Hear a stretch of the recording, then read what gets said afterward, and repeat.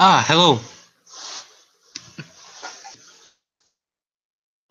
This is Robert Freed here. I just wanted to kind of do a little response to the whole well, me and the Engine were on a live stream with Steve Mcrae and Rags and a bunch of other people on their recent debate between Rags and Pastor Matt. He's like some 22-year-old who claims to be, a pastor or preacher or whatever, and he's like very anti-video game.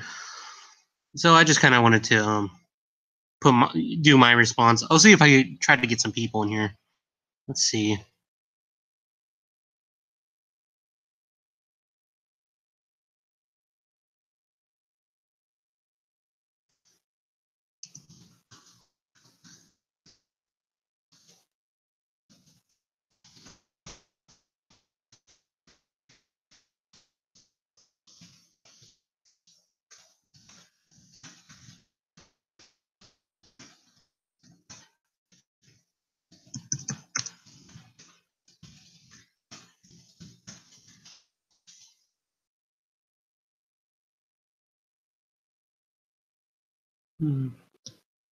Just invited Brass, so hopefully he'll respond.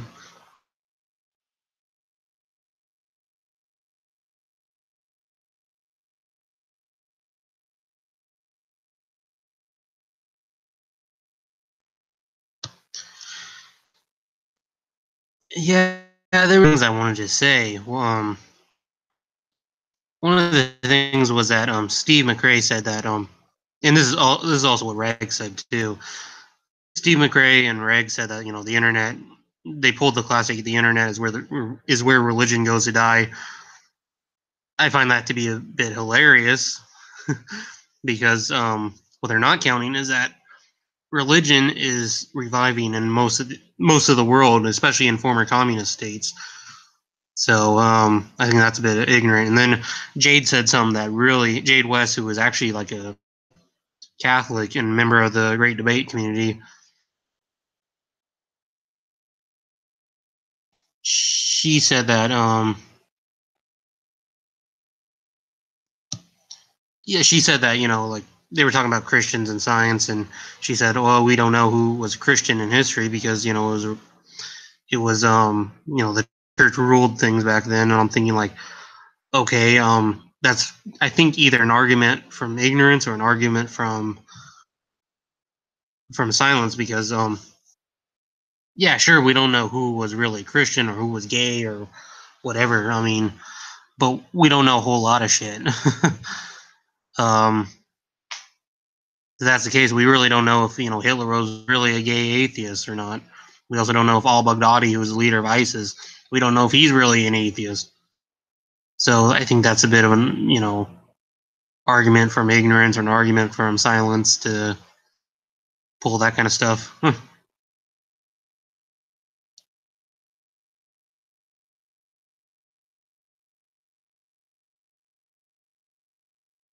This is also a bit of a test run too. If no one responds to me, and I'm just here by myself, I'll close it out and put it up anyway.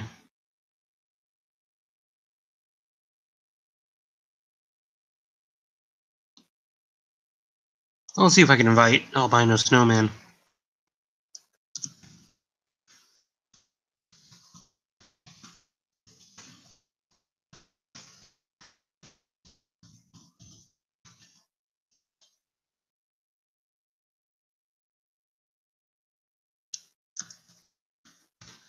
I think I may.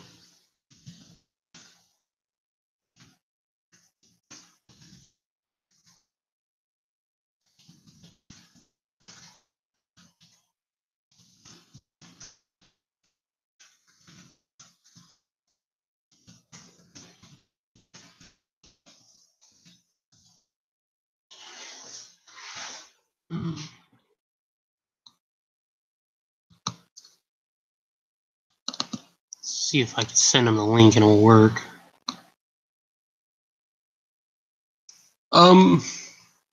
He's asking what about.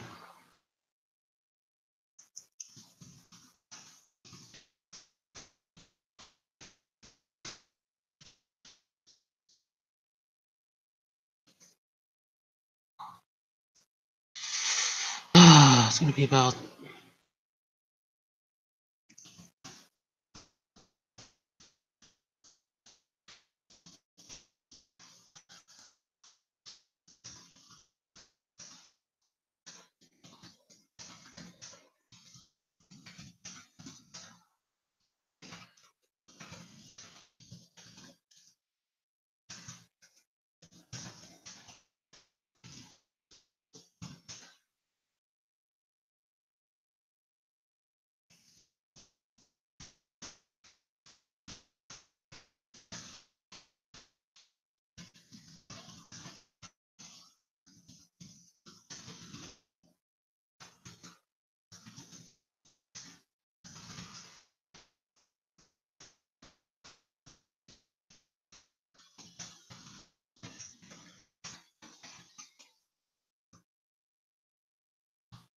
Oh, man, I just had to type a lot. Jeez. So, I'll wait for him to respond. Yeah, I wanted to kind of do a more academic response to both Dark Matter 2525 and Aaron Raw, Dark Matter 2525 on his recent on his well, it's more month came out more several months ago on his the Theft of Our Values video, and then we'll respond to Aaron Raw on the whole atheist states thing.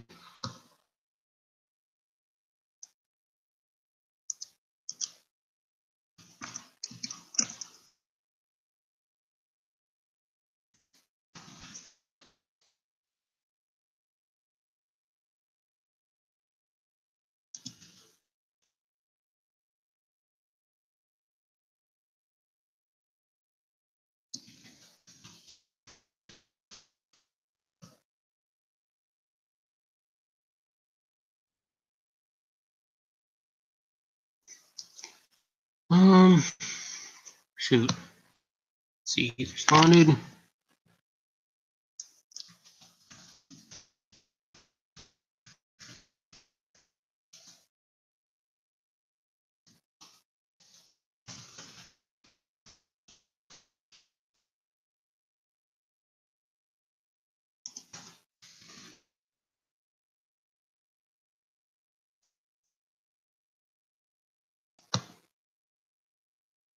See, the thing of it is, I would like to, with the whole red pill religion thing, I think we should be more active, and we should be doing our own kind of version of like after show events. Like we could watch, what the Great Debate Community hosts, one of their debates, and then we could do our own version of an after show.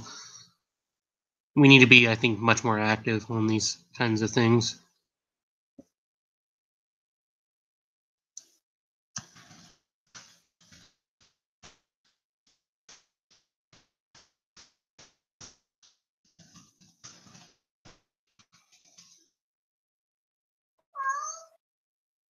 It's Miko. My cat meows.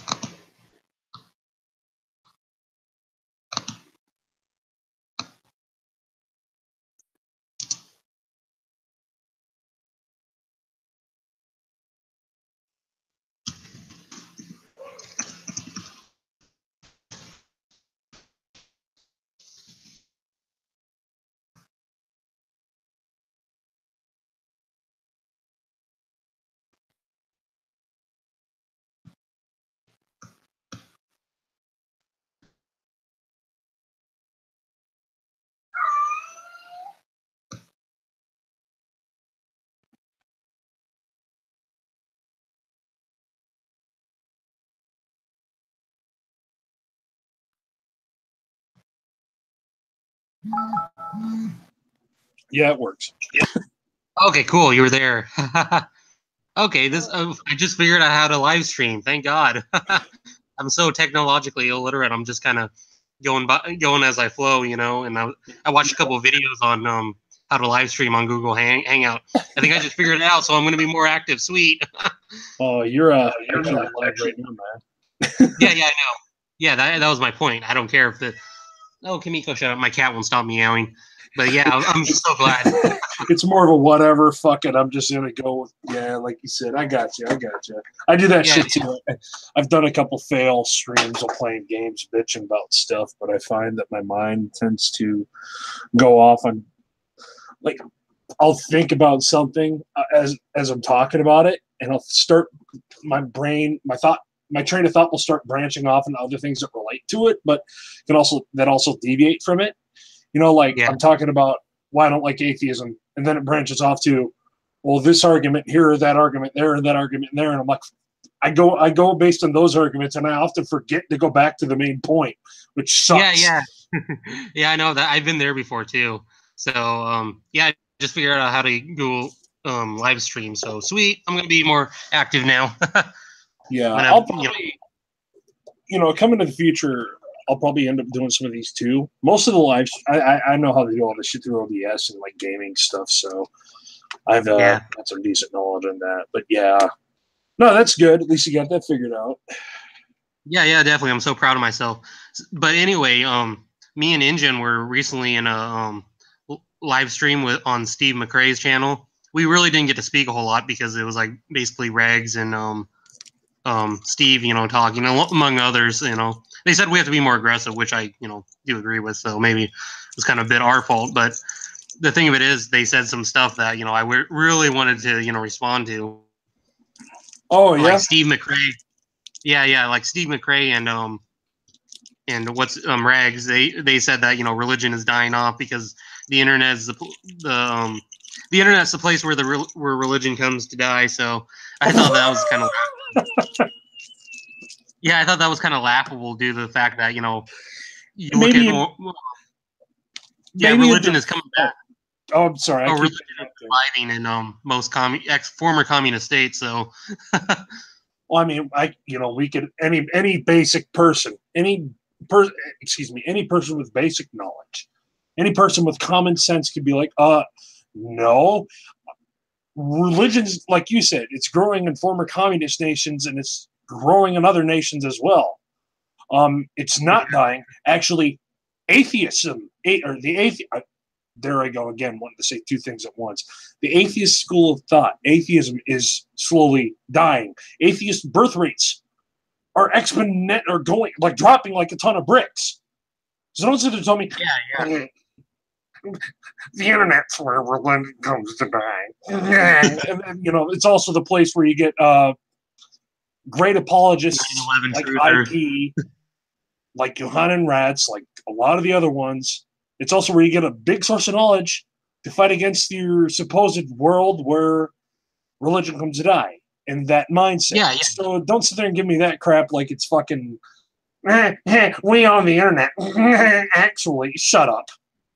They own it for now, I would say, but their time is waning. So, well, they're just living in a weird atheist power fantasy. I'm sorry. You're okay with me getting a little bitchy at him, aren't you? Or is you want me to kind of? No. This channel is for whatever cursing, spitting, everything. So, because I was actually going to make a video on my channel, my initial thoughts on atheism, and I was thinking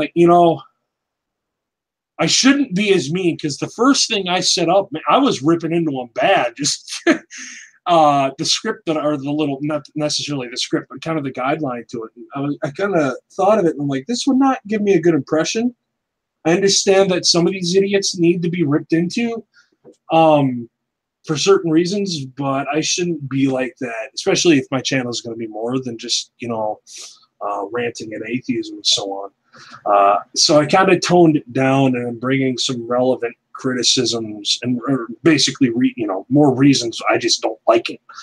But right, and that's what I want to do too. I was just talking to myself here before you joined, and I'm saying to myself that I want to do a more academic response to the Aaron Raw video, the atheist states thing, where he goes into utter historical revisionism, and I want to do a response to Dark Matter 2525. He has a video titled "The Theft of Our Values," where he tries to say Christianity had nothing to do with the rise of science.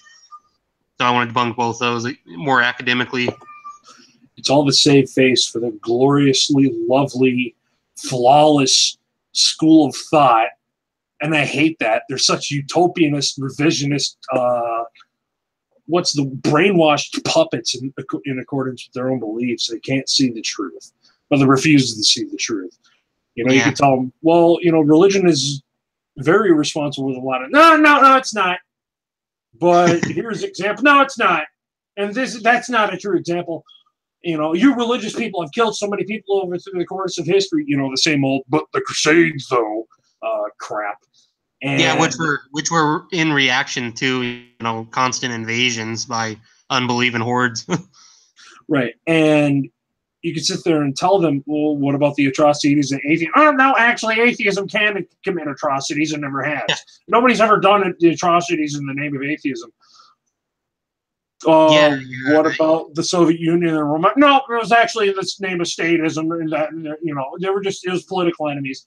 You can't say that, though. That's just an issue of convenience on your part. It was in the name of atheism, dipshit. Yeah, I was gonna say in the Soviet Union they had museums of atheism that were propaganda ploys, and they brutalized hundreds of thousands of clerics and believers. It was pretty brutal stuff. And go ahead. No, I'm sorry. I tend to be chatty, especially I'm given the chance to talk. Albino Snowman gets the chance to talk, so he's gonna talk the fuck out of shit. Yeah. We invited you, so yeah. I'm trying to get. Injin didn't want to join because he's kind of live streamed out. I just kind of put up in the live stream section of, the Red Pill Religion Discord, who wants to live stream. So we'll see if anyone's going to respond. I mean, I'm pretty down for it. Test too, so. Yeah, this is kind of like a test. So. Yeah, it's not going to be too long. Hey, shit, you can just have it a shooting the shit, basic talk stream. Yeah, why not? Yeah, shooting the shit. Maybe that's what I'll rename this live stream right here. Shooting the shit. So, yeah, shooting the shit. That'd actually be a good name for like a live stream series. Like the topic just be whatever. Yeah, especially if you have guests. That's one thing I'm going to probably do on my channel later down the line. Is just talking with certain people. I'd love to talk. I have a personal convo with Dean, with DA, for Deflating Atheism, with a lot of them. Because, starting off as just your basic commenter, being on YouTube, seeing all the videos and shit. I'm coming from, and I'm coming from a world where a lot of people do, but not all of them. And so coming from that side of YouTube onto actually producing content and being involved in other content, being able to talk to them is actually kind of, it's a special treat to me at least. But that's what I plan on doing later down the line. Actually, and forgive me, I don't mean to hijack your damn live stream to promote my channel. Say whatever you want. Say whatever you want, yeah, because it's fun. So, yeah, and when me and Injin were in their live stream, we really didn't get to talk a whole lot, as previously stated, but it was kind of interesting because they have a Catholic in there who's like more, I guess you could say, liberalistic, and her name is Jade West, and she mentioned they got into like the history of science and who can claim it and whatnot. And Jade West said, we don't know who in history was really Christian or who in history was really gay, I'm thinking like, that's such an argument from ignorance or an argument from silence. Yeah, you don't know who is gay or who is atheist. Hitler could have been a gay atheist for all we know. Al-Baghdadi, who's the leader of ISIS, could have been a gay atheist for all we know. Or what some of the alt-right conspiracy theorists tend to think he's a Mossad agent. So. Oh, yeah. Really secret intelligence service. That's what the abbreviation stands for. Yeah. Allegedly. I don't know. To me, it just sounds like she kind of, I don't want to say cucked. I don't like that term because alt-right, crazies use it a lot, but it sounds like she kind of cucked out to the atheists just to be accepted. I don't know. I haven't seen her. I'm not going to make any judgments of her personally, but just the way it sounds, it's like she's just given up. I'm like, well, you know, they're not wrong. It's just, why are you arguing? You're Catholic. You're supposed to be with us, not them. God. Yeah, you're supposed to defend the faith. But yeah, on the term cuck, you know, I use it a lot too. But you know, I understand, you know, like a lot of the alt right, they hijack a lot of shit. Well, they're just, I don't know. I you know, if there was an Antifa rally and an alt right protest going on at the same time, you know, me being more of the centrist school of thought, just basically, well, you know, what can we do to make things actually work for the better? I would slightly lean more towards the right. Yes, but that's here, just very slightly, because there's a lot of people that aren't like right. That crazy like they are in the fucking left, like the hyper left. I don't like them at all. And so, you know, you're gonna call me Z and Zir and they and them, and it's just whatever. You know, there's more important shit than that. You're gonna call me a fucking transphobe racist for not calling you a stupid made up word so you can, you know, feel special in special snowflake land there. You know, whatever. You're an idiot. not being part of the 58 genders. God, it's just. Maybe I should make a video about where that came along, because I remember, you know, through my school career, in elementary and middle school, they always just push this diversity agenda. You know, you see these posters, this diversity. It's what makes us something, and it's just they keep pushing it. It's, you know, that's where I think it came from. The early stages of in my high school, you know, it was always about, you know, more kind of ethnic diversity, which is okay, I think. But now that's like when they talk about diversity, they're talking about like gender fluidity and that kind of stuff. Yeah, no, I know. I mean, it's just they've taken the ball and they've run for it. They started with, you know, I wouldn't necessarily say a noble cause. There are some noble elements to it, but no, because personally I disagree with gay marriage and so on. However, the part where I would say it's noble is the anti-gay bashing, but they took that and they ran with it 5,000 miles. You know what I mean? They took an inch and they went a mile. And this is the result of them continuously going down the mile. You know, some people talk about the slippery slope.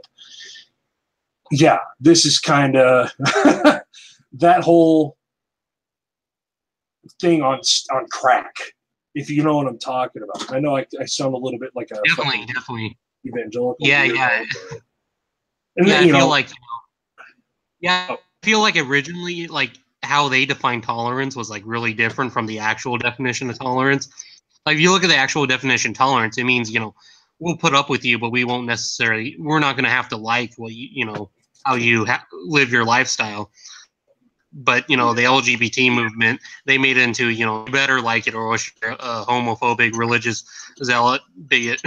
They've turned it into a witch hunt because they know they had more social sway with all that. They knew they could use, you know, and a lot of them are just, they hate racism, they hate Nazis, which is fine.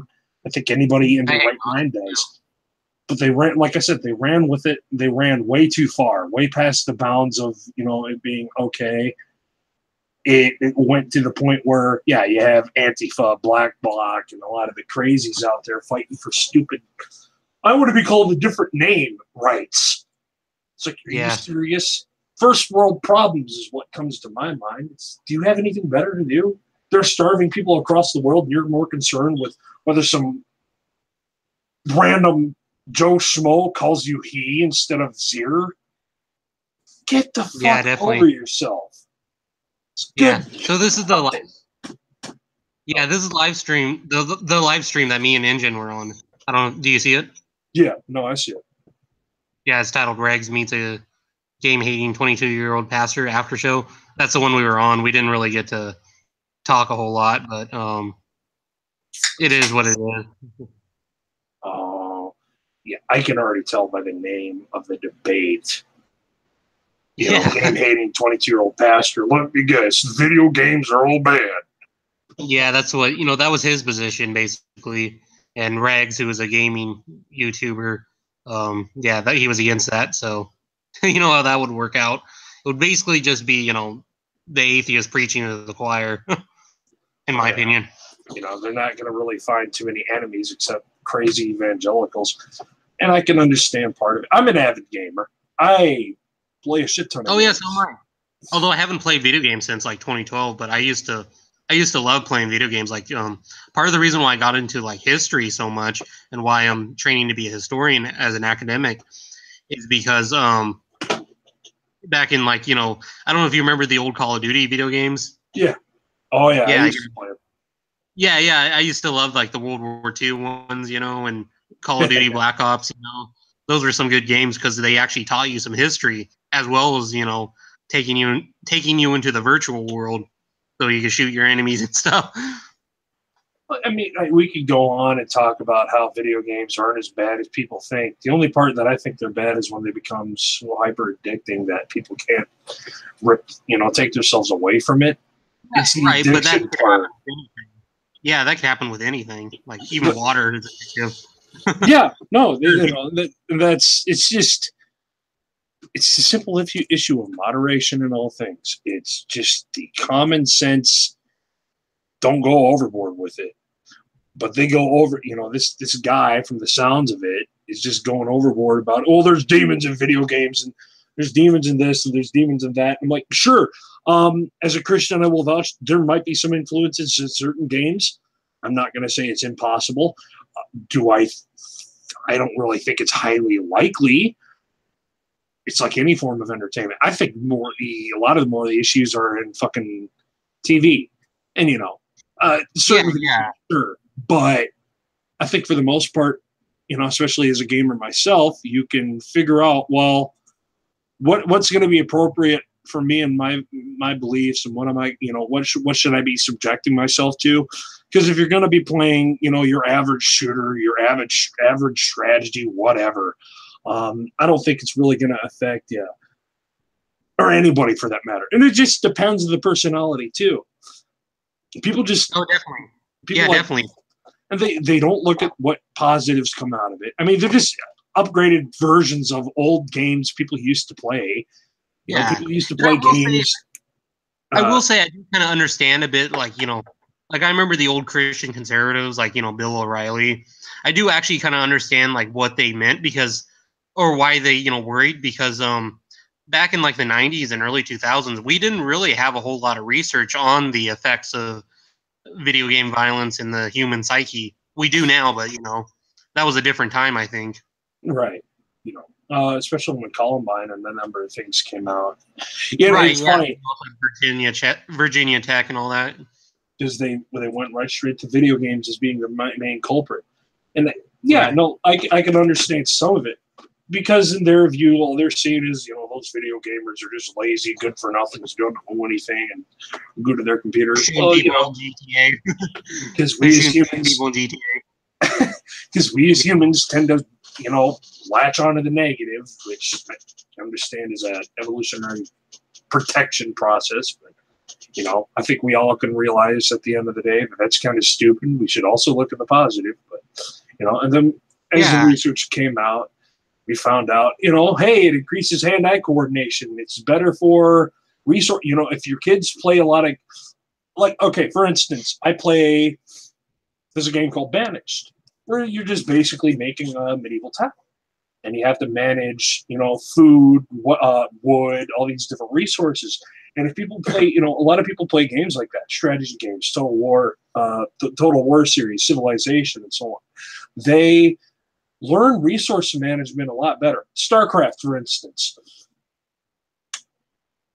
Especially if you're going to do competitive play, they learn how to, what's the appropriate time to use these resources to produce the best units? What must I do? And this and that. And it teaches you to be very aware of what's going on around you, and it helps you multitask, which is something that's very important in the modern technological age, especially with the kind of jobs that are coming up now as compared to the simplistic singular factory work that we were used to in ages before.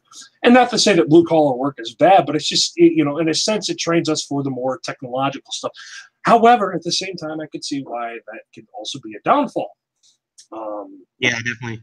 But I remember I remember growing up with video games, and and I think they're highly beneficial because, like, there's so many benefits. Like, you talked about, the whole civilization and how and the economics in that video game. And I Yeah. remember, the Call of Duty video games, and typically what would happen is that you would be placed on like either the Western Front or the Eastern Front during World War II, as either an American or British or Soviet soldier, and they would actually give the actual names of like the Battle of Stalingrad and the Battle of the Bulge or whatever. You would have the weapons like the M1 Garand, the M1 Thompsons, and it was just really cool, because I feel like I learned a lot about like World War II weaponry, so much more from the games than I did from any World War II documentary I watched. Right. Not only does it teach people, especially the historical games, like Battlefield 1, for instance, got so many people into studying World War One. Simply because it's just a fun video game to play. I'm like, oh, look at all these cool weapons and things we didn't know about. It gets people into history and helps them learn. Yeah. Like I said, I owe my academic study, all my interest in academic study of history right now, to my interest in, or me playing video games back in the day. So I owe a lot to video games. Yeah, no, and I do too. Not to mention, there are so many video games. They're a wonderful way to get your creative, especially for more creatively apt people like myself, to get their creativity out there. If you're going to go into game making and so on, or to see something like, that's really cool. How can I build upon this? And there's so many things within the realm of video gaming that you can add to your creativity and that can inspire people to do so much more. There's a lot of sci-fi concepts even in video games are being tested within a lot of areas of science. A lot of good things come out of creative and theoretical concepts simply from video games, which is good because it keeps feeding creative ideas to the scientific community and they have more to think about. It's like the whole with the cell phone thing. I mean, they're not video games, but it was inspired because of those little device things on Star Trek. And that's where we got cell phones from. Things like that and how they correlate. And I think it's a wonderful thing. It's a wonderful creative medium. I would say actually quite the opposite. I would say actually kind of quite the opposite. The cell phones on Star Trek were actually inspired by real life because you can go all the way back to like World War II where they had like those giant what is it? They were like backpacks, radio backpacks, and they would have the phone on them. Those were actually World War II era cell phones. Oh yeah, so Star Trek, which in turn inspired, the more modern phones we have now. Right. No, I get what you're saying. Yeah, I can totally dig that. But we're still getting the point that I couldn't come up with any good examples right now. But I guarantee there has been a lot of video games. I play on the Space 2 a lot. I play a lot of Stellaris. That certain scientists who are also into that see that and they're like, that's an interesting idea that could lead to a big scientific breakthrough. Hold on just 1 second.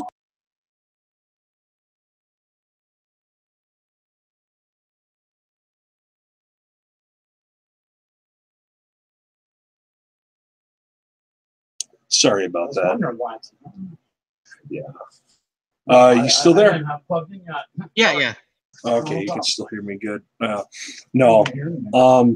But yeah, there are a lot of things, a lot of good things that come out of video games, like we mentioned. So, I think just the pastor's main concern is, it's making our children lazy, which in part it is. It can cause laziness and people to just gravitate towards that. Humanity's competitive mentality, or the competitive mentality of certain people, the mindset of gathering resources, like games like Rust, where you can go in and make a tribe, gather resources, and go and dominate. That feeds into our psyche, our tribalistic mindset, and that can drag people in really quick.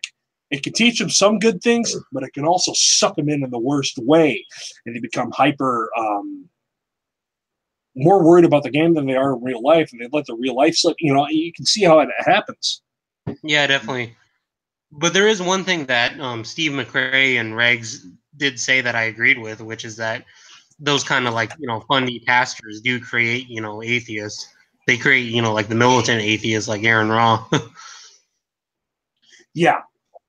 Yeah. Their sheer stupidity and lack of knowledge about modern concepts of the human condition, simply because the book said, and that even I, as a fellow Christian, you know, I would rip into sola scriptura and so on, that I would that I, as a fellow Christian, disagree with. I can see why a lot of atheists come out of that, because that's all they were raised with. They see the atheist mindset, they see their atheist beliefs, and like it would seem so liberating from that repressive, oppressive, crazy evangelical crap. I get the appeal. It's just for me. There's a period of time where I went atheist for 2 weeks because somebody, quote unquote, convinced me. Not necessarily the worst 2 weeks of my life, but it just sucked. To me, something felt very, very wrong. And this, granted, this was in high school when I was a freshman or a sophomore, and I just couldn't stomach that. Oh, you're weak, and I just love hearing that from atheists, where, you know, believing in God is weak-minded people. And we are so much more stronger than you. We have such strong. Like, what the fuck ever? Shove it up your ass. Yeah, definitely. I get tired of hearing that too. I couldn't stomach it, because it left such a void from, and even then I knew of some different concepts within Christianity, but it just eventually just took me talking to my grandma about it. It's like, you know, it's simple. Just go with what your heart really wants. And I was like, you know what? I want God. I want to believe in, you know, what they call a sky fairy, because I know there's much more to it. Definitely. And your grandma sounds like, you know, she handled that really appropriately and, you know, with care too. You know, if I start talking about my grandma, I might start bawling. She passed away recently, Lord rest her soul. But really, my mother passed away in May of 2016, so I know how that feels. She was a very, very good person.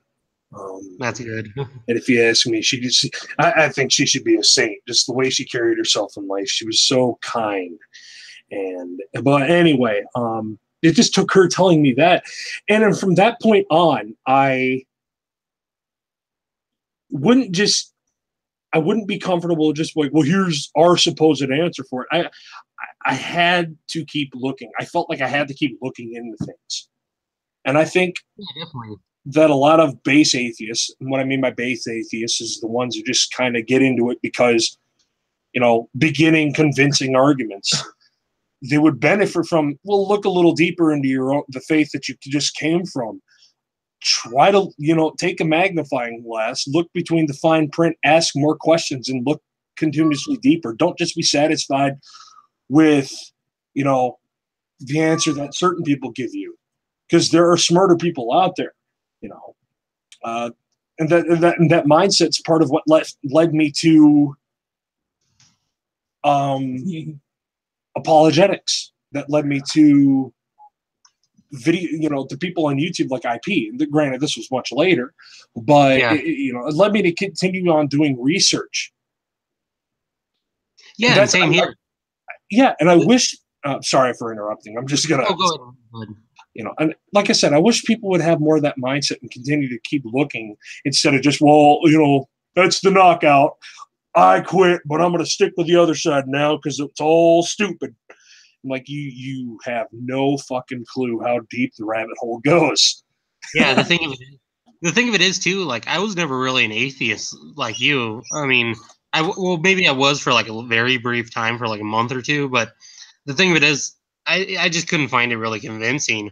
What kind of drove me what kind of drove me away from Christianity, though, wasn't, you know, like anything bad or anything wrong with the history or anything. I actually respect a lot, you know, about Christian history and stuff like that. But, you know, what was interesting is that, you know, I met my girlfriend in high school who was Cambodian American, and her religion is, you know, Buddhism. So it was kind of like, for me, it was like so cool because, you know, Buddhism, they believe in like samsara, and in her particular version of Buddhism, they also believe in a lot of the Comer mythologies, like belief in Asparas and whatnot. Asparas are like, beautiful dancing women who, are like mythical goddesses. But the thing of it is, I wasn't like, some neckbeard atheist who said that, a positive plus a positive equals a negative. These people, who are Buddhists believe in the supernatural. My Christianity, which also believes in the supernatural, that's a positive plus a positive must equal a positive. So, like a lot of atheists, they'll say, oh, the reason why I don't believe in God is because I don't believe in the, Greek gods or the Norse gods or whatever. Well, what does it really matter? I mean, they still believe in the supernatural, just in, different forms, I think, anyway. All right. At the very least, that mentality, that mentality is great towards, there's to think that at least there's something about it all. There's something. Right. I can't exactly put my finger on it, but there is just that little thing that keeps, this kind of like a thorn in the side that reminds you, like, there is truth to this. Granted, in my personal journey, I gave up in the 2 weeks of atheism and went back to Christianity, and later, more recently, converted to Christian Orthodoxy, and my knowledge increased exponentially. My peace increased exponentially. But even before then, when I was a charismatic Protestant, oh God, I feel sorry for you there. I was a Pentecostal. That was, wow. And that was crazy. They're good people, but their beliefs are so skewed and messed up. I don't know how they can justify it half the time. I hear a lot of people call it churchianity, not Christianity. Yeah. And that's what it would be, and I think a lot of people are earnestly seeking Christ in their heart in that church. It's just the way they're going about it. It's a culturalist church. It's very into, Cold War, good old fashioned USA, Americana, Christianity, Bible church. It's one of those types. And yeah, definitely. There are a number of flaws with them. Yeah, because I grew up in evangelical Baptist, and it was evangelicalism, and the Baptists, they're basically like churchianity too. So like I said, go ahead. Oh no, go ahead. What were you going to say? A lot of them, like I said, a lot of them mean very well, but it's just definitely. The way of going about it is just horrible. Yeah, and I like the Baptists too because they had like a good community, I think. Right. I mean, I could probably go on more about this. I should probably save more of my life story for another video online. We've been going on for about 30 minutes, and like I said, this was really a test run, but I liked having you on talking, so. That's all good. I mean, if you want to stay on, I wouldn't mind staying on for a bit longer, but if you want to cut it off, man, that's no problem. Because we've been going on for about an hour. Oh, really? An hour? Okay. Because I think we started. Let's see when you messaged me.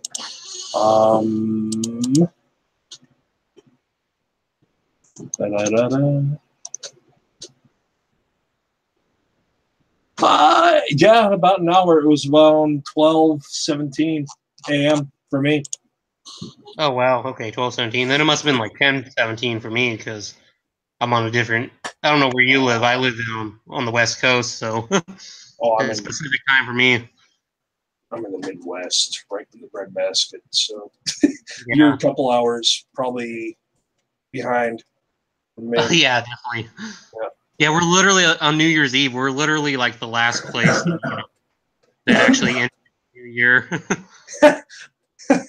Yeah, that's it. Yeah. Oh no, where I'm in the future. That's it. That's Yeah. Okay.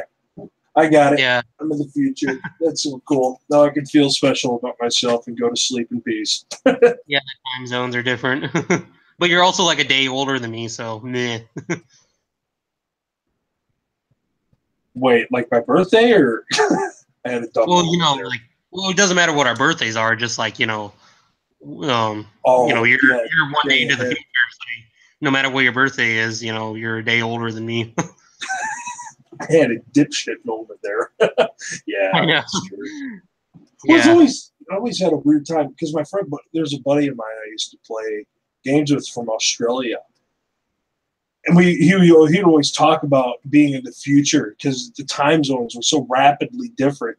He'd be up in the morning, well, it'd be fucking, it would just be the break of dusk, or when it's nighttime.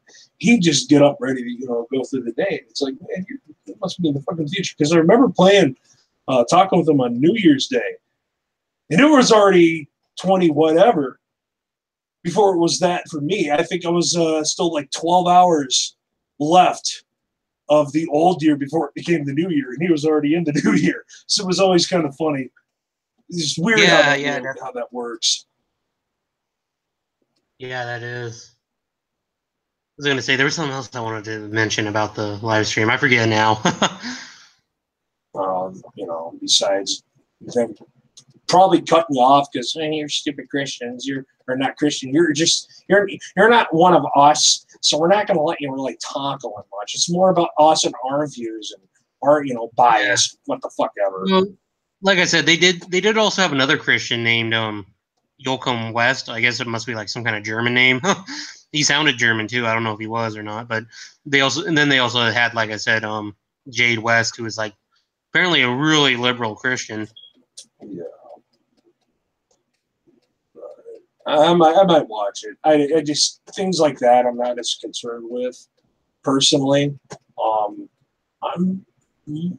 When IP goes on, when and if DA ever goes on, when they start talking about the heavier and deeper religious stuff instead of just crazy religious idiots, that's where I start to get interested. This is just like kind of like, well, anybody with a brain can debunk this 22-year-old anti-gaming pastor. Right. And I think it's kind of like, I don't want to say anything rude, but it's like almost kind of like stroking their egos to, debunk a 22-year-old fundamentalist pastor who's anti-gaming. Fuck. That's like, stroking your ego. Well, that's just, look how many new words I've learned from the dictionary and from my internet atheism I can espouse now. Look at my new vocabulary. I'm so smart. I'm not saying that's necessarily what they were exactly doing, but yeah. I've seen a lot of other YouTube atheists do that. They pick the low-hanging fruit purposely because they want to sound smart and gain an audience for their dank YouTube cash or whatever. They're fucking. Yeah, well, to be fair, they did. When Joachim West did say that, he doesn't represent Christianity, they all generally did agree with that, so I'll give him credit there.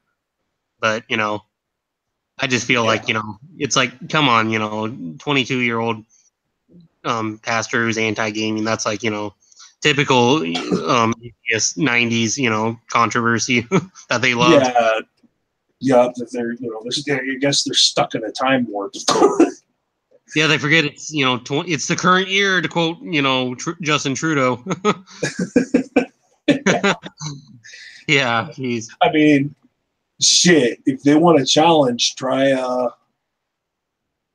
Again, I know I sound like a complete inspiring philosophy fanboy. To be fair, I am. But the one when he proposed this series on the resurrection of Christ and the reliability of the New Testament. It was more about Christ, the proof for that, and the evidence for that. And he's like, challenge the evidence and offer a better explanation. Nobody's taking him up on the challenge. Yeah, definitely. That's I like IP because he's like really articulate, and he could debunk any militant atheist. Oh yeah, no, I won't go uber fanboy on you, but he is among the smartest of the. Speaking of which, we need to. I think we should invite more, like, the more popular people to the Red Pill Religion Project, like Inspiring Philosophy and like Robert Barron. I don't know if he would join, but it'd be cool though. Mm-hmm. I would like to see that. Yeah, because then we could get more of the popular people and we could build each other up. Well, that's about. The atheists have their side of the community. They got Sargon. They've got My brain just decided to, go complete idiot. But you know what I mean? They got all their buddies working together. So why can't we? Why can't we have a united front against them? And that would make us a lot more dangerous to them too. Yeah, and I think that's the problem, is that we never had a united front like they did. Like if you look at, for example, the anti-social justice movement, they have Fargon, they have who else? Jeez, they have Teal Deer and and everyone. And then you look at like the social justice community, they have people like Sean and Jenner, who's just Sean now, and they have Christy Winters or whatever her name is, and they stuck together all the time, but. And then, the atheist community, like the Dark Matters and the Amazing Atheists and the Jacqueline Lynns, they have their own community, but we never had our own community. We never built that up. So I think that was a mistake on our part. We just started. I see a lot of meshing. I was on one of JMD's podcast live streams, Deflating Atheism. And, the last time I was on a stream, he was there with us. You know about that. He's been on others. There has been some mixing and mingling, but I think, in my opinion, we should have more of a united, I guess, more of an in-depth alliance amongst ourselves. Well, I like the term united front, because that sounds like we're bringing all these different people, different religious backgrounds together on a single issue. Well, right, because we're sick of the atheist dogma that's been being evangelized, ironically enough, on YouTube. It's gone on long enough. And that's, I always thought, especially when it first started when I was younger, there's going to be a day where there are going to be theists who are much smarter, who are much more articulate, who have much better arguments. Now's the time. And they're just kind of, it seems a little bit spread out now, but it is slowly gaining momentum against this atheist hegemony on YouTube. Yeah. I remember, back in 2014, you couldn't even make a video talking about, a historical Jesus without, getting a bunch of dislikes and getting a bunch of, atheist circle jerk in the comment section. And then all of a sudden you have IP, you have Yohanan, you have Deflating, you have Missing the Mark, you have Escaping Atheism, which, was before Red Pill Religion, and others. Because I honestly found out about all of it all of a sudden. Tecton, Levitical, Mr. Spark. I love Mr. Spark. The guy's fucking hilarious. Fritz Imperial. Fritz Imperial. He's good too. Naked Ape. Yeah, definitely. They're coming up. You, me, because I'm getting I'm come up too. Yeah, definitely. I'm kind of now that I figured this out, I'm gonna be definitely making more videos. Well, it's growing, and we're starting to combat that. We're really starting to deal some heavy blows, especially with the non sequitur show, because we've been in a lot of debates with them where they were left, open mouth, jaw dropping to the floor morons. Oh yeah, like with Inspired Philosophy's debate with Matt Dillahunty, that was like Toto Pony. They're a poster boy for their intellectual intelligent atheism. I say that. I remember that meme where this neckbeard was talking about his intellectual intelligence. It's like much redundant. But their poster boy for the internet atheism gets destroyed. Same with Godless Engineer. I mean, it's just the point being is, like I said, we've been dealing heavy blows to them. Yeah, here's the thing. Here's the thing. I think we actually have the facts, regarding, especially history, I think. But the problem is we had a hard time trying to get it online and distribute it online because, there had been such a strong atheist block. Mm-hmm. They had such a stronghold on it, and still do to some extent, but it's slowly cracking up. Right. I remember I was sharing a video on Discord a long time ago when the Non Sequitur show unleashed their, questions for Christians, or, Christians can't answer these questions, or something like that, where a bunch of atheist YouTube slugs. Oh, yeah, I remember that, too. I might do the response to that now, too. I don't think I will. I think any basic person could do it. I just think it's been done by a lot of people enough already. I might. Who knows? But That's true. That's true. Yeah, definitely. I mean, don't let that stop you, though. If you want to, by all means, go ahead. I just personally, I'm like, yeah. Well, I have a lot of, part of it is because my knowledge is limited. I'm not, some know-it-all. I know some people like to act like they're know-it-alls. I don't. I'd rather be honest and open about, those kind of things. But as I was saying, it reminds me of Battle of the Five Armies, the more recent movie that came out. And you have the dwarves making the epic last stand against the orcs of the Misty Mountains.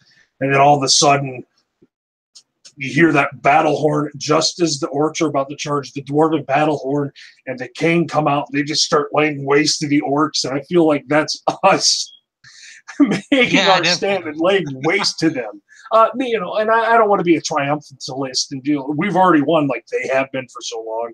We still got an uphill battle. We still got a decent fight to continue fighting on. We haven't won. As a Christian, I would believe that we've won 2,000 years ago with the death and resurrection of Christ, and even before that. But he doesn't exist. Whatever. Shove it. But To quote Yoda from Attack of the Clones, the Clone Wars has just begun. Exactly. I know that's a shitty line from a lot of people don't like that movie, but I think it's out for now. This war of worldviews has only just begun, and it will continue to get bigger until hopefully their side, the atheist side, is the anti-theist side, is left with nothing to fight with. And that's not to destroy them personally, but it's just answering every single objection, refuting every single objection, answering every single question that they have, and leaving them with nothing. That's what I personally dream of, though. Because the thing of it is, I noticed there's a kind of rising, more milquetoast atheism rising, it used to be back in 2014 and 2012, during the time of Jack and Lynn, the Amazing Atheists, and all them. They would argue, say on history, they had a certain historical narrative. They would say that when Christianity ruled the world, it was the Dark Ages, and then we of course have historians who debunk that bullshit. Even secular historians, they debunk that bullshit. And so I'm noticing now is that this is especially true in more kind of the non sequitur types. They're acknowledging that the Middle Ages wasn't the Dark Ages, but they're trying to say, had the church not controlled everything back then, society could have progressed a lot faster. Which is, I think, really fucking what's the word I'm looking for? Hypothetical, yeah. Yeah, that would exactly explain, if atheism was so good for society, and if atheism was growing, that would explain why it's so unsuccessful with birth rates. Definitely. To put it simply. Look at Sweden too. Yeah, I mean, prime example. Here's an atheist paradise, rape capital of the world, full of Muslim migrants or economic migrants that are who won't assimilate to their society, that are going to absolutely destroy a very old and rich culture. Well, what's funny is that you'll hear a lot of atheists like Aaron Raw and the Dark Matters and all them. They'll point to Sweden as a perfect atheist paradise, but if you look actually a little deeper, you will see that they were really religious up until the 1980s. 90% of the people in Sweden were actually members of the Church of Sweden up until the 1980s, which is when it began to decline. And the Church of Sweden only lost its status as the Church of Sweden in the year 2000. So, you got to dig a little deeper, in my opinion. Well, exactly. Again, it's that whole, quit being complacent with the simple answers that you have so far and look a little deeper, because those answers may be wrong. Yeah. And I'm sure they could be like, well, they're going to be used against you. I'm like, sure. I'll just continue to do what I've always done, is look deeper and find a better answer that refutes your bullcrap. So yeah, definitely. There's all kinds of studies. There's all kinds of studies out there that debunk them. I know, and we could sit there and cite them all day, but still, there's just, you have the revision. they're acting like how they're acting in the same respect that crazy fundamentalist Christians are acting when they first started bunking down. Now the tables have turned and they're starting to act like that. That's what I'm seeing. And it's very ironic and it's very funny. Watching be like, well, no, that's actually that didn't happen. It was never that way. And blah blah blah. And like, you're losing, aren't you? Yeah, you're losing. Definitely. Well, to quote, what was it, John F. Kennedy? Those who make peaceful revolution impossible make violent revolution inevitable. Mm-hmm. And again, I don't want to say again. I don't want to be a triumphalist and say we've won already. No, it's just begun. But exactly, it's just begun, as we've said. So, I'm looking forward to how this is going, because with the way the trends in research in physics and quantum physics and so on, it's not looking good for them at all. Yeah, definitely. You see, the only reason why I think the atheism movement kind of had, an impetus was because in the 19th century you had the science got more materialistic as a result of, Darwinianism. Mm-hmm. Before that, science was very metaphysical. Right, and we've gotten back to that. That's why theoretical physicists like Michio Kaku were like, I don't know exactly what his views are. I know he's not an atheist per se. He's like a kind of pantheist type person. Yeah, but there are a lot of physicists that are like, we're finding some things out that don't really look good for the atheistic worldview. They look bleak for the atheistic worldview. And a lot of them are turning deist. So we got a lot of good developments coming up. And I think, continuing that is going to look good for us. I think so too. It's going in the right direction. And of course they may have, this new knockout study supposedly comes out, and this disproves all that crap. But the wonderful thing about science is that we can continue to look in, and we still have a lot more questions about it, and that may be destroyed in the future. So yeah. I think people should come with an open mind to these things, and just have an open mind about where the scientists could lead. I know the trend right now is looking good for us, bad for them, but it could change, and that's fine, because, like I said, we can continue to look deeper. I'm going full circle. Well, I think religiosity changed in the during the Enlightenment. What happened is that religion was historically always kind of like your civic duty. It was, something. It was your social obligation. That's how it was viewed, anyway. But then what happened is that more around the Enlightenment era, you had people like Voltaire and Baron de Holbach and all those kind of thinkers, and they decided that religion wasn't just your social obligation anymore. It was your it was something that could not be empirically provable. So it was and because of that, it became more of a matter of private faith or personal matters and whatnot, which was very different to how Christendom had historically been not ruled, but just how Christendom has always been since like medieval times and whatnot. Dominant. It's been the primary dominant. Yeah, there you go. Yeah. Dominant. Yeah.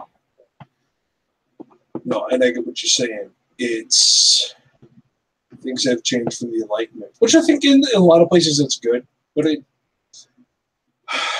from my here in America, the Enlightenment I think was good, but in Europe I think it was really awful, especially with the French Revolution.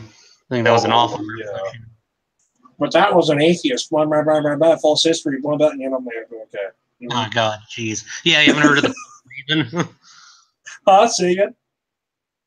They haven't heard of the Cult of Reason? Oh yeah, they seem to conveniently blot out those things, or refuse to try and learn more. As long as it's convenient to their worldview, it seems that's what they stick with, and anything else are like, We haven't yet to just the typical fucking bantering, trying to figure it out. They can't. It's funny. Yeah, you know what's also interesting too about the French Revolution? It also inspired, like the Russian Revolution, the Chinese Revolution, those communist revolutions, and it also inspired the Khmer Rouge Revolution in Cambodia. Mm-hmm. Pol Pot was an ardent student of the French Revolution. Huh. So That's yeah, interesting. yeah. Like what is it? The French Revolution had like year one as the calendar. They would start over the calendar because they were de-Christianizing the country. And so in Cambodia, similar thing happened where instead year one they had year zero. It's like what they did in North Korea. Oh yeah, with Juche. It's like Juche, whatever. It's fucking however you pronounce it. Yeah. Yeah. No, that's actually kind of funny. Well, we want a fresh start. Like, yeah. Yeah. It's like because they date the calendar from when their first leader was born, Kim Il Sung. So like while it's the year 2018 here in the West, it's the year 106 in North Korea. Uh-huh.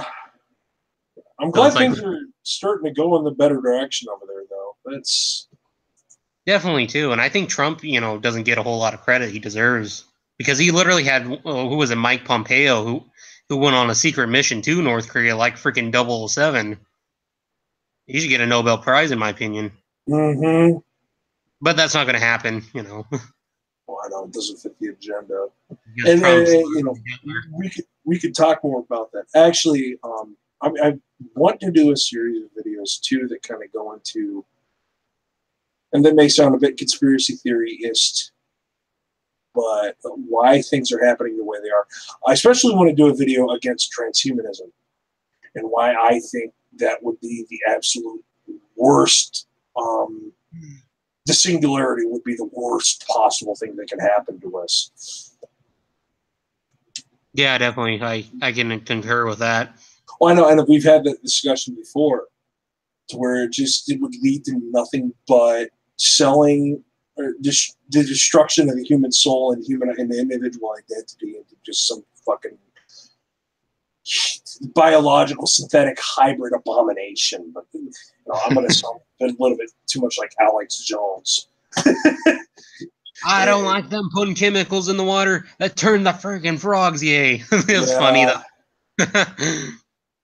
If you would just explain it academically from the start, it would go good. But hey, I mean, that approach does get him views, and that has gained him an audience. Well, yeah, and that's, I do. The thing of it is, I think he knows he's an entertainer, ultimately at the end of the day. And he can use that to his advantage too, because I like a lot of what he says, to be honest. Yeah, I think when it comes to general news, I think he gets a lot right. But it's just certain things. It's like, oh, come on. Oh yeah, like like when he argues that Sandy Hook was it wasn't really it didn't really happen or whatever it was it was all crisis actors. Yeah, that goes. I'm like that. Discredit yourself, boy. that goes into a little extreme kind of stuff. And, I know he has reasons for believing it, but it's just. Well, the thing of it, we've had so many of these. Here's the thing: I have a problem with like the conspiracy. The crisis actors. Like whenever it happens with these mass shootings, we've had dozens of these mass shootings, and not once was the government able to successfully confiscate the guns.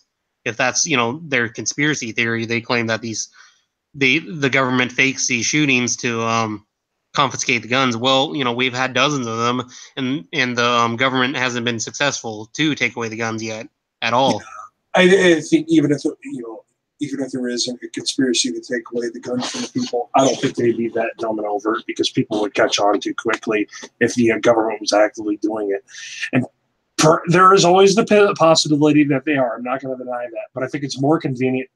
I go into the conspiracy theory mode through social conditioning to create the parameters in society for that to happen on its own and use that as its as kind of irrelevant. And we're like, well, look what happened completely by its own. Well, you know, it's like use that I as a like convenient excuse.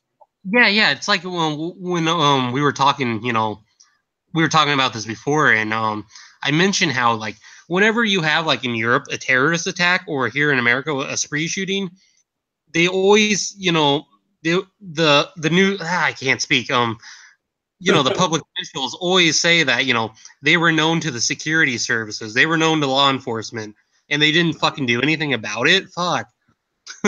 I know that's where it becomes really interesting. It's like with Parkland, yeah. What was it? The FBI visited his place like 37 times or whatever it was, and not do anything about it.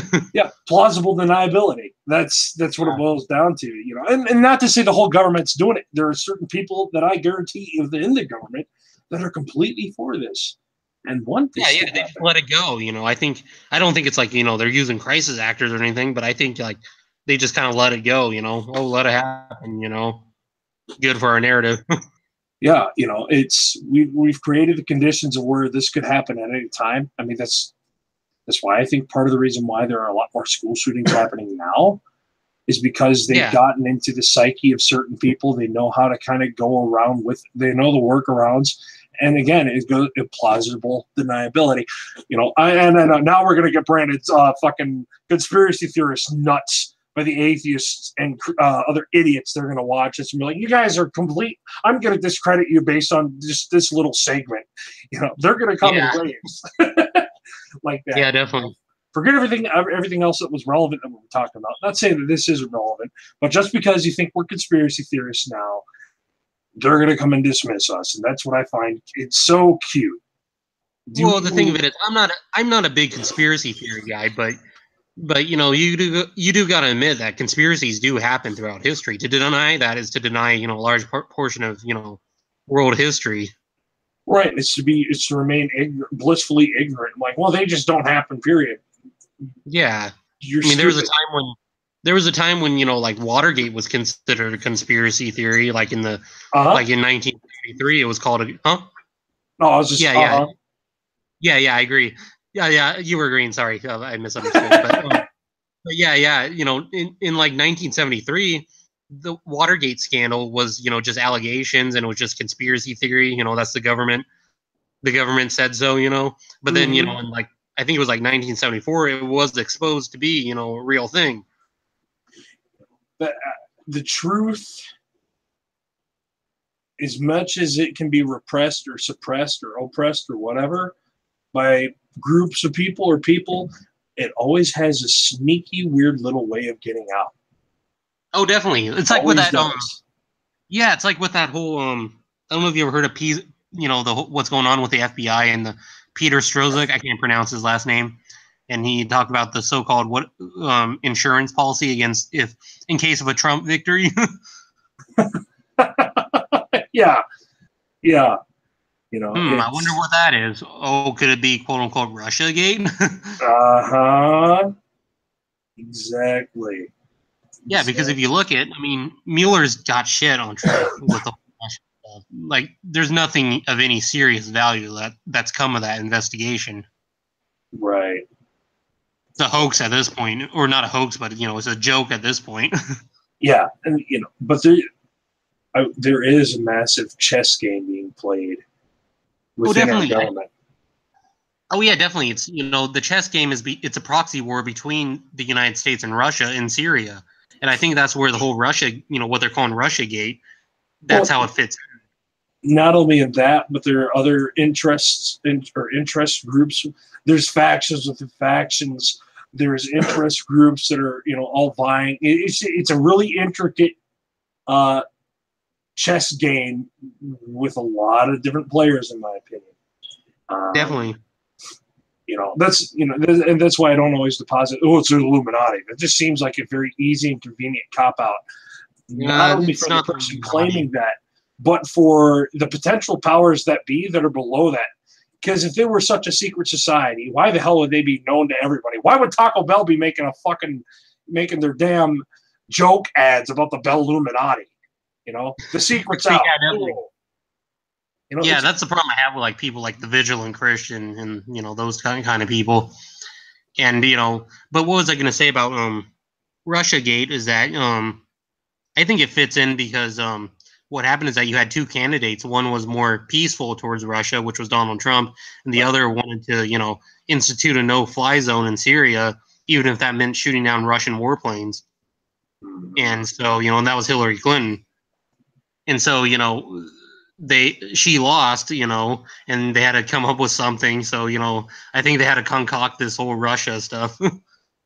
Yeah, just seems all because the thing of it is, the thing of it is, because they want the Syrian government to collapse. I'm not a big fan of Assad. He's a dictator. He's a mass murderer in my opinion. But they want his regime to collapse so they could keep the migration crisis going because Europe is facing a huge demographic crisis. The population's supposed to cut in half by the year 2050 or 2100. God, there's this one thing like the Kepler or something plan, something with a K. Oh, the Kalergi plan. Yeah, I've heard of that. Yeah. A lot of white nationalists say it's white genocide, although I would dispute the term white genocide. I think there definitely is replacement going on. I think that because personally, I like the culture of my ancestors. I like the culture of Europe. I like the cultures of the world, and I think they should remain their own cultures. And I don't think they should be completely taken over by another foreign culture. Which, granted, that's happened before in smaller instances. But for example, I would like Austrian culture to remain Austrian. I'd like French culture to remain French. German, English to remain their own. Just like I'd want Japanese or Chinese or Korean or Cambodian or whatever culture to remain their own distinct culture. Yeah, go ahead. Yeah, because that is true diversity right there. Exactly. If you have all these cultures that are trying to be forced to live together in a country, it doesn't really go down too well. We see that in Europe, Western Europe with the Muslim population. They refuse to integrate, and as a result, you have like things like grooming gangs and terror attacks and Islamic hate preachers and whatnot. Mm-hmm. Mass unemployment because most of the Muslim migrants can't or won't get a job, even though German companies actually try to actively employ them. They just refuse to go into employment. And they can. The powers that be can use any inevitable situation to their advantage, though. Because we see with this massive migrant crisis, I would even call it an invasion of Europe, of Western Europe and Western culture. You're obviously going to have a pushback movement that being the alt-right, the people and the AfD party in Germany. Definitely, that's what I've been saying, for like the past 2-3 years now. Britain first in England, or in the UK. The 5-star movement in Italy. You're going to have those pop up, but in their own weird little way, they do play into the plot of the powers that be, I would say, or they can be used to play into that plot. It all just, I believe heavily in the whole Divide et Impera. I believe both the alt-right and the alt-left, or the crazy leftists, are both being used by whatever powers that be. They can both be used by it, and I think they're pitted to fight against each other to distract everybody else from what's really going on a deeper level. It's like, well, this is it. There's one right side, there was one bad side, and one might be more right than the other, and so on. But it just always seems they can use the fighting to their advantage. While the fighting goes, they can, distract themselves. It's like the whole. You ever heard of the Red Shield carrier that went from the Battle of Waterloo and reported to England that they lost in a huge, massive fucking selling of shares, and debt happened in England. And this, definitely. Yeah, and they, it's like that whole thing. They used a battle. They actually won, but they used it to fuck over all of England and sell the whole country. Yeah.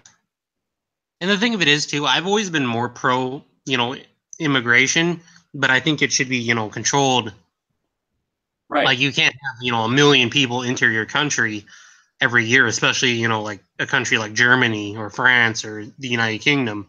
Sorry, you just can't have that kind of mass migration into your country. You could have it like, 50,000 people enter at a time, provided they, want to work and want to integrate into the culture. Right. But, millions of fucking people from the most hostile parts of the world, no, you're not going to be able to do that. Right. And so long as they want to assimilate to the culture, I think it's fine. But they're not coming to do that, And also, I'd like to make the point, like, okay, say if there was 1 million French refugees coming into Germany from a big war, I could understand where some discomfort would take place. However, those are very similar cultures that understand the customs of each other rather well, would mix a lot better, and would go a lot better. Like, or for example, a million fucking Polish people. Fuck it. Polish. Yeah, Polish. Okay, Polish works. I was about to say Luxembourgians. I don't know if they have 1 million people. I don't know if they have 1 million people, but Polish, 1 million Polish come to the United States. I'd rather have them come than something that's completely foreign to us, like Syrians. Yeah. The thing of it is too, like I said, I would rather have all the Mexicans right now, because at least they're Christian on some level. Or not only that, but they at least have some similarity with the culture, but just by proximity. And so we're aware of them. And it's not to say I dislike Syrians and don't want Syrians to come in. I think, earnest Syrians wanting to avoid war, wanting to assimilate to the culture and look for a better life and speak the language, I think they're fine. And I think there's certain people that need help, but it's just the whole fact that, we cannot accept everybody all at once. Yeah. The thing of it is too, and they were rejecting, Christian refugees, like the Assyrian people. The Assyrians are, an old Christian sect, and they were rejected by EU authorities for some fucking reason. So they were just left to, wander the deadly war-torn / ISIS-controlled areas of Iraq and Syria, and it was kind of crazy because they were letting in all these, millions of fucking economic migrants for some fucking reason. And they also rejected Germany. They rejected Ukrainian refugees from the Ukrainian war. Yep. It's like Germany only let in some 250 Ukrainians fleeing that war. Yeah. It's like with the issue in South Africa too. Sorry for interrupting. Oh, go ahead. There have been a petition floating around to, hey, let's give refugee status to these white displaced folk, just because they're white. Yeah, I'm going to be branded the racist, whatever. They have more of a similar culture to us. That's why. Not just because they have the same, skin color as the majority of Americans do. So, if you're going to pull the whole racist card, fuck you. Not to you, but just the people listening. They're going to pull that shit. I get it. Piss up a rope. But there's a petition floating around for these displaced white South African farmers. Like, hey, let's switch our immigration or refugee status priority to them. They need help. They're displaced. They have nowhere to fucking go. Bring them to the United States. They know English. They'd be more than happy to work here. Fuck it. They would mix well with us, and they would deal well with our culture. They would assimilate. Yeah, definitely. But we won't do that. Yeah. And my mom remembers the 1980s when you had the boat people crisis, and a lot of them were Vietnamese people who, had good education. A lot of them had been veterans of ARVN, which was the Army of the Republic of Vietnam, aka the South Vietnamese Army. Mm-hmm. So they were really patriotic and anti-communist. And, we allowed them in, and they generally integrated well into American society. Yeah. I just don't understand why we, it's just the whole, I do understand. Because it's a whole convenience, it's a whole replacement, it's a whole destruction of the culture. And part of it, I think, because we understand historically that the cultures of Europe have been very advanced. Not to say that other cultures haven't. We look at China, we look at Japan, we look at Korea. A lot of the East Asian and Southeast Asian cultures of the past have been very powerful. even a lot of African cultures and so on. There could be a case made for a lot of different cultures, but the European culture throughout the ages has been very strong and have been spearheading a lot of technological development. Understanding that would be more convenient to have them go down, Yeah, and it wasn't because of the white race, as people like Richard Spencer would say. It was because of Christianity, the Christian values. Right. And due to that, and the yearning to understand more about the way God created this world. Yeah, definitely. We became a technological powerhouse. Not to say that there wasn't even technological advancements from the Muslim world, even though I personally despise Islam. I don't hate Muslims. All Muslims. I hate the ones that are fucking terrorist pieces of shit and that, propagate hate speech, their fucking Muslim hate speech against everybody who's not Muslim. Fuck them. But I dislike Islam with a passion. I personally, I wish that religion would just go away. That specific one. I have no problem with other religions. It's just Islam sucks, in my opinion. I know I'm going to piss some people off. That's just my opinion. Whatever. Well, I don't agree with it, but every form of free speech is welcome here. Yeah. I have Muslim friends. They know my disposition. We still have a good time. We go out and fucking talk about different shit, whatever. But anyway, that's besides the point. There have been a lot of scientific advancements that happened in the Muslim world, the Arab world, the East Asian world, China, gunpowder, for example. Paper money. Chinese. Paper money. They had a lot of great concepts before the Europeans did. So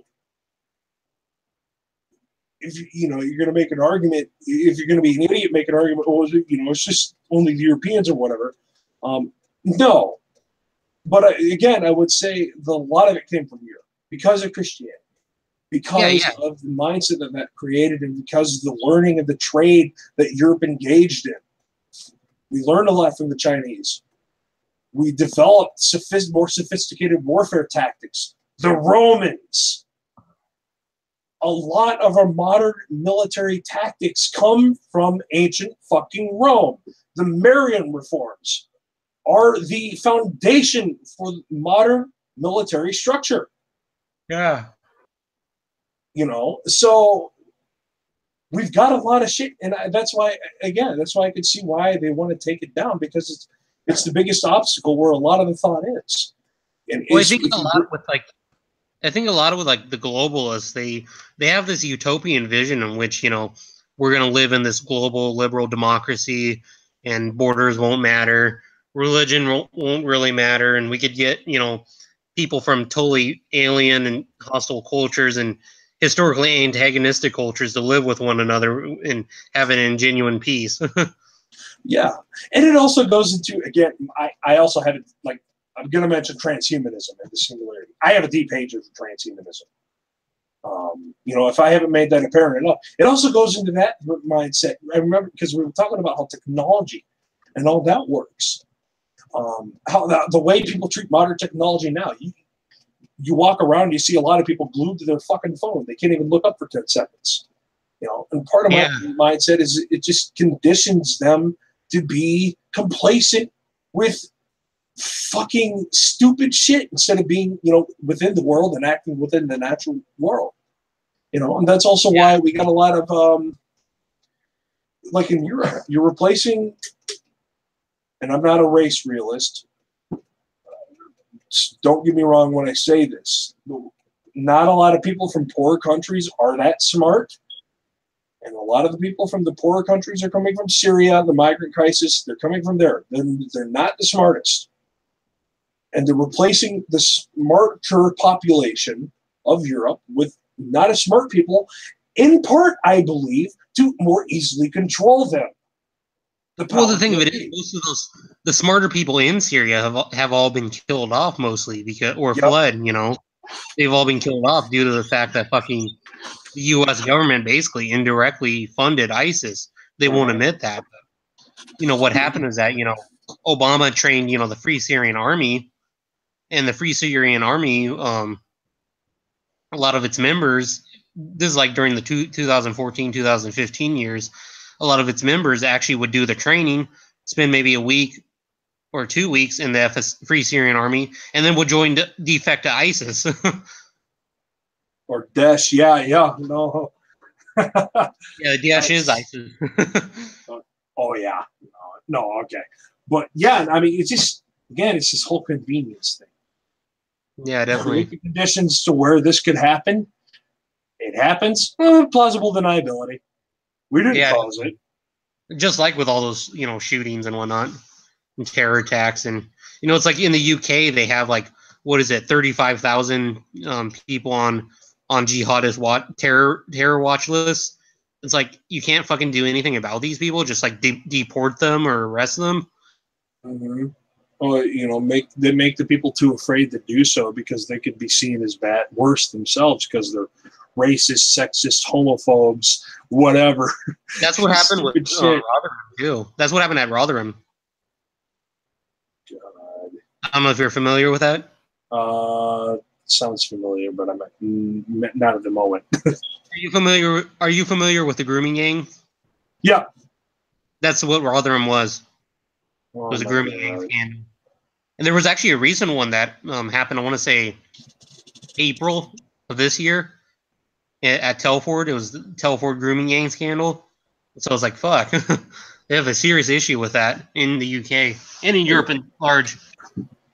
Yeah, but do you also see how technology can be used to fucking further this agenda and to keep people complacent and lazy and stupid and glued to their TV, computer, phone screen? It just seems to me that it's all part of the conditioning to get people used to both the behavior of crazy religious fanatics that are invading. It's to make them not want to fight them because a lot of the fucking PC culture comes through the internet. And you stare at a phone screen all day because, God forbid, if you take your eyes off of the phone for 2 seconds and look at the real world and form real opinions, you'll have a fucking existential crisis. It just seems to me that it's part of the conditioning to, and this is where I kind of get my thought, what is the mark of the beast? It's inevitably to lead to the singularity. Yeah. Definitely. And you see, I can see what you're saying too, even though I believe in a lot of secular things, when it comes to this. Like, I don't necessarily think the mark of the beast is like as the Bible describes it, but I could see like where they're trying to get like, head implants for chips, computer chips and whatnot, get people registered for, a government database. Well, yeah, they're already doing that now. Yeah. God, there's a lot of gamers out there. Play the game Watch Dogs 2. Listen to the story. There's this one DLC story about this. They call the company Noodle because of copyright reasons. What is a representation of Google? And they talk about a lot of the creepy shit that goes on in that world that's actually happening in this world too. Mind you, the way the companies are wanting, they come up with a new device, the smart refrigerator, for example, where it will read the typical grocery items that you buy and be like, well, here's a list and here's deals and here's this, automatically sent to you if you agree to our terms of service. And insurance companies can use that to their advantage and increase your premiums. The mission I was talking about is with the car. This car is self-drivable and it, understands your driving habits and understands all this and that.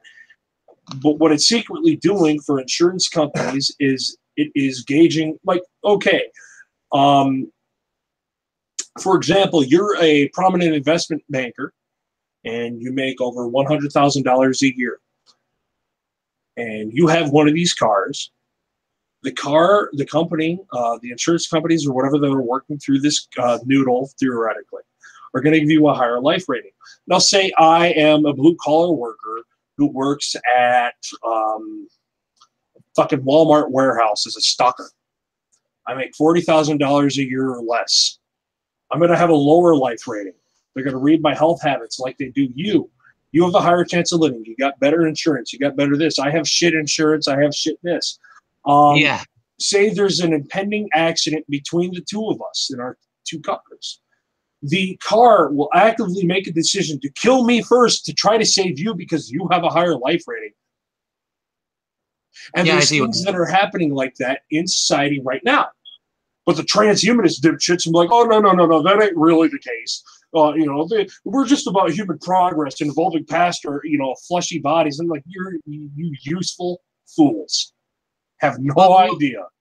Yeah, I'm always very skeptical of that word, like progress or social progress, because you could look throughout history. I mean, the French Revolution happened, and they put the guillotine in to execute people, and the reason why they thought that was because it was to advance social progress.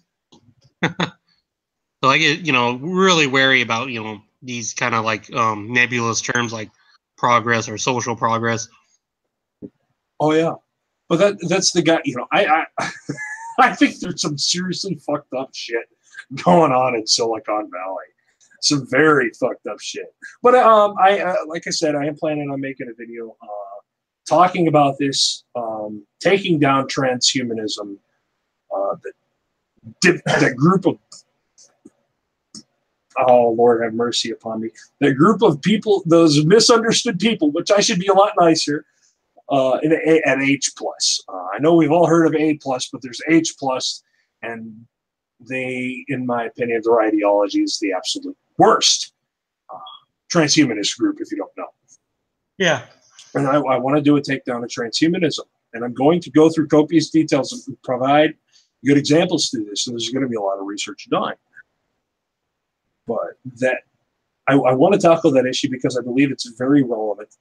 And people will wake up. I hope to God that the powers that be, though, don't send me to prison because of this, or don't do something funky and be like, oh, it's been deleted conveniently. We don't want the absolute truth coming out. Oh, that shit does happen, whether people believe it or not. I could be assassinated, whatever. I don't know if it'll go that far, personally. Well, they're not going to target, we're not at that point where they're going to incarcerate people who are, dissidents or anything like that. But I don't think they're going to, assassinate you for whatever reason, because we're just some, idiots on the internet. Oh, yeah. Plausible deniability. Again, they'll use that to their advantage. They like to use the term conspiracy theorist or conspiracy nut.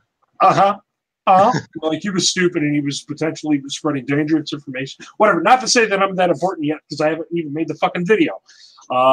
But I am planning, like I said, I'm planning on doing research, and I might be more have a collaborative effort on it. And it's to not only dismantle transhumanism, the singularity, and so on, but to look at the conspiracy theories about technology and what it could lead to, and how it would be bad, and why I believe we should not necessarily get rid of technology and stop with technological progress, but do it in so much as it doesn't completely change us from our human essence. I think we should let evolution happen naturally and not artificially. That's just my personal belief. Hello? Huh, I'm here. Oh, no, you were going to say something. I thought you were. Oh, I was just... No, I don't know if you heard about the Texas shooting. Yeah. 10 people died. Unfortunate. It's just funny because, like, I'm looking at an article here from the New York Times. Anti-gun backlash from that school shooting, probably not in Texas. Oh, God. New York Times is one of those, globalist outlets that love to glorify, globalism. Oh, yeah. No, they loved their utopian dream, which I think is just a convenient and useful model for going all biblical Christian revelation for at the very bottom of it, Lucifer, to implement his world dominion. Yeah. Using the singularity, using gut registration, using whatever to completely and utterly destroy the soul and essence of being of humanity, because he hates us. He wants us to link up to the singularity, and he wants us to destroy us that way through some fucking, in a sense, in a metaphorical bomb. He wants to kill our souls. And I think that the singularity, if we were to all connect ourselves in some artificial mega brain like a common consciousness, if you will. I think that's the worst fucking form of hell. Yeah. And I know Alex Jones talks about some of this on the Joe Rogan podcast too. So again, they're going to brand us conspiracy theorists. We're like, you guys are stupid. We're going to discredit it. At least this is towards the end, though, because we've been going at this for 2 hours, man. I just realized that. Yeah, definitely. Oh, man. Well, is there anything else you'd like to talk about? I know this is your show. I'm kind of... Not really. I mean, we talked a lot, Well, I originally just wanted this to be like 30 minutes, but, it's like 2 hours. But that's fine, More the merrier. I mean, yeah. Like I said, I'll rename this, Shootin' Shit with Albino Snowman. Hey, there you go. So, yeah. Yeah, I mean, if you want to end it, I'd be down for ending that. I'm getting kind of tired. Okay, so this is the first Shootin' Shit with Albino Snowman, so logging off. All right. Peace.